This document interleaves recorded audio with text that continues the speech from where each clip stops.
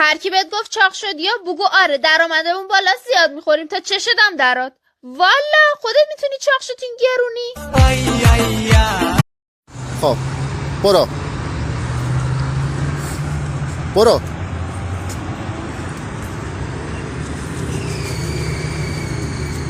خب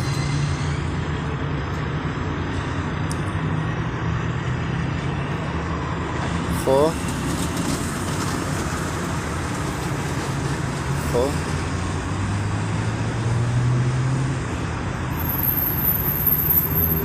خب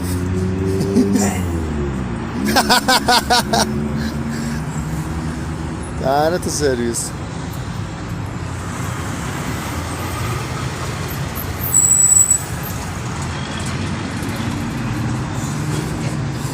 کجاش میبره اینو؟